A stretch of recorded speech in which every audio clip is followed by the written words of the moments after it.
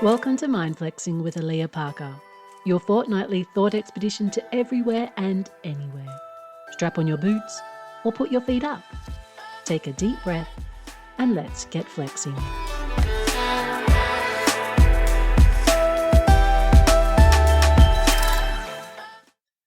Burning the library. What is burning there is the memory of mankind. Theodotus, in Caesar and Cleopatra by George Bernard Shaw.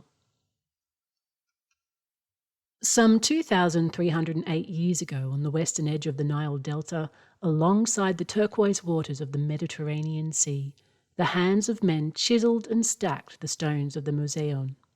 The museum, a complex like no other, not architecturally speaking, but for the culture that flourished inside.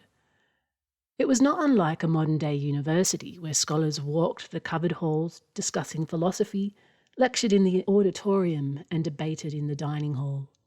It was a place of thought, of ideas, of science and medicine, a living embodiment of the 9 muses who inspired the world with music, dance, poetry, history, astronomy and comedy.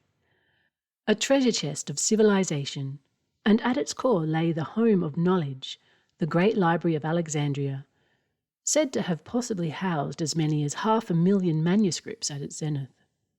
Imagine the histories they must have contained. Imagine the stories. All gone. It's a tragic mystery. No one definitively knows what happened to the library. There are stories about Julius Caesar accidentally burning it down in 48 BCE after setting fire to enemy ships in the harbour.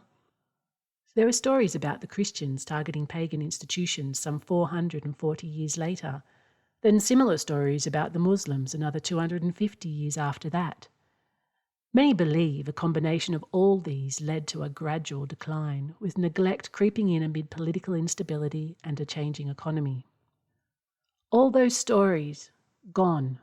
All those memories, lost. Surely we wouldn't make such a mistake today. Surely we would see ourselves to be the foolish creatures of habit that we are and to stop the library from burning. The library likely died gradually, like being devoured by acid story by story, like 9,000 tons of nitrogen oxide corroding its histories year after year, 40 years because of ignorance and then 50 more because of greed. Surely, if there were a place on earth that stored more than 1 million stories, more than twice that of the Library of Alexandria, spanning 50,000 years of history, surviving depths of times that we struggle to comprehend, surely we would want to save that. Stories that tell of an ice age in which the sea was low and the Tasmanian tigers, since hunted to extinction for eating sheep, roamed the tropics some 4,500 kilometres from Tasmania. Stories that tell of songlines that travel from the archipelago across the landscape to the heart that is Uluru. Stories of the 7 Sisters constellation in the sky, of cultural law, of ceremony, of the spirit world, of how to distribute meat, of humans and tall ships, and how life changed with the rising sea, of sea turtles and dugongs, of the ancestral beings, the marga, who shaped the land and seas, who created life and law. And amid all this sits the oldest depiction of a human face. This is a library of over 1 million petroglyphs, carved and chiselled by ancient hands over the course of 50,000 years.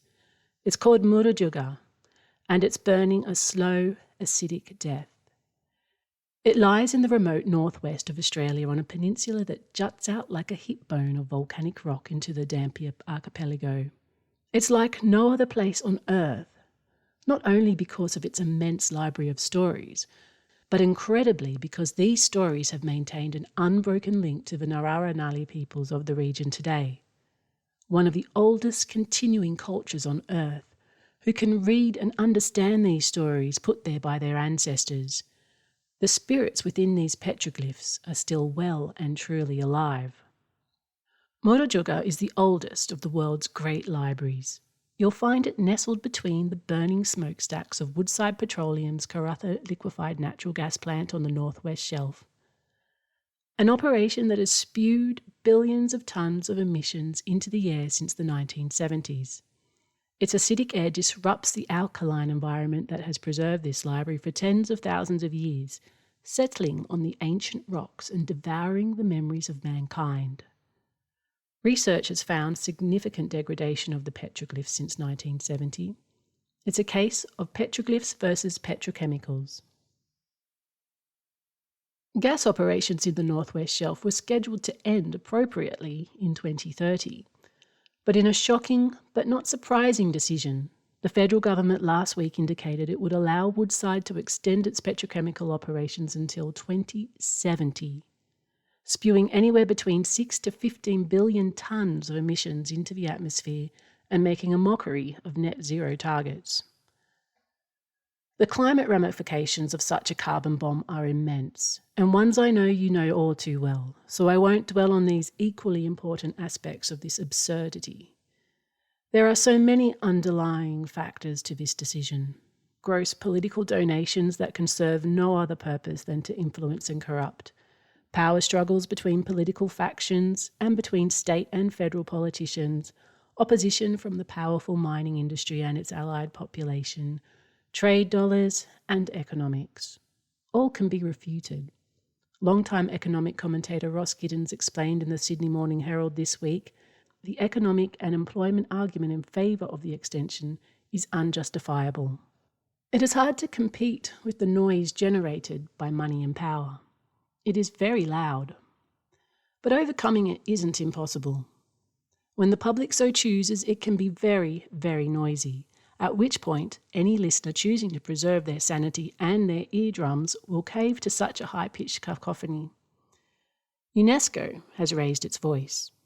The United Nations body dedicated to international cooperation in education, science, culture and communication last month warned it is likely to reject Murujuga's bid for World Heritage status, citing the environmental degradation that surrounds it. And I too have written to the Prime Minister and the Environment Minister, an act which means nothing when done alone, but can create an earth-shaking noise when cascading in tens of thousands. The government plans to appeal to UNESCO and says it has attached strict conditions to the Northwest Shelf expansion to ensure the protection of Murujuga. These conditions have not been made public, and Woodside has until next week to respond to the conditions. A deal hasn't been signed, but the government sure is playing a dangerous game with an industry that has so frequently displayed disregard for history and the environment. Need I mention the 46,000 years of human history at Juukan Gorge, which last month commiserated the 5-year anniversary of being blown to smithereens by Rio Tinto, with no consequences. More than 1 million stories, over 50,000 years of human history, a changing climate, rising sea levels, and a warming atmosphere.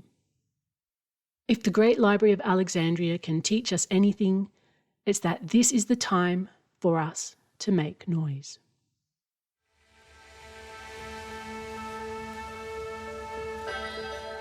Thank you for listening to Mind Flexing with Alia Parker. You can join the conversation at mindflexing.com.au or subscribe via Substack. Until next time, keep flexing.